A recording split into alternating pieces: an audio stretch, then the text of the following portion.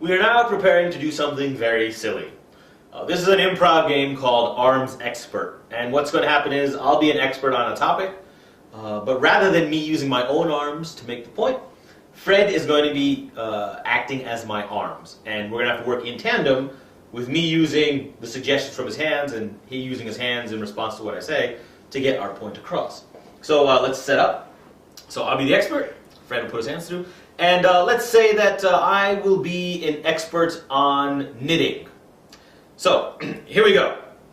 Welcome everyone. Thank you for coming here, and it is so good to see you all out there. Now I'm here to share with you, the 3 long, drawn-out ways of knitting effectively. Number 1, you must bind your fingers together. Link them together to make a strong bond, and long yarn is really the second point here. The length of the yarn. So as you draw out your yarn, you draw it out, and you start weaving it and winding it around your hands and spreading it out, and this creates a very tactile sensation, which puts you in touch with your yarn. The third point, what is that third point? Let's see. Oh, yeah, I got it. It's you must spread love to the world with your knitting. If you're just knitting for your own benefit, then forget it. I wash my hands of you. But if you are trying to spread love through your knittery, then you will be just fine. So there you go. Thank you. Go knit and be prosper. All right.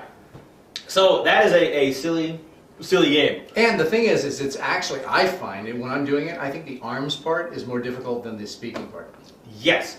I find that as well, because when you're talking, you have infinite possibilities. When you're doing the arms, it can be a little hard to think of different things to do. Yeah, and you're not really sure, and when you do this exercise, don't worry if you're wondering who should be leading and who should be following, because it's a weird dance that goes back and forth, because you're sort of trying to incorporate what the gestures mean and trying to say something the person doing the gesture, it gets all convoluted, but it's fun. Right, and in fact, that is one of the primary lessons, both in improv and beyond, from this game, is that neither person should be leading. Now, the most important thing you may want to sort of take note of is make sure when you're working with someone, they've used an antiperspirant as you do that, because, frankly. Yes, because I like to not use one just when I'm working with Fred.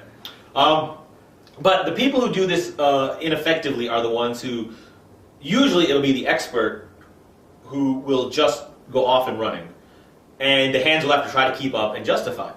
The way to work best, to make this work best, is to give and take. So I'll throw out an offer, and then Fred will move his hands to follow. But it's perfectly okay for Fred to then make the offer. Use his hands. He started doing this. I didn't know what he was doing, but I started talking about it. And then depending on your comfort level with your partner, you can do things like stomach, head, pockets. But it should go back and forth, which is that's the key, I think, to both teamwork and great leadership, is that it should be a back and forth. A lot of times we think that I have to drive it. Yeah, and I'm in control. It's got to be my way. Exactly. And the challenge is, and we'll come right out and say this, it is easier if you drive it all yourself. But it's much more effective and a better end result if you do it in tandem. Give and take control, absolutely. Good.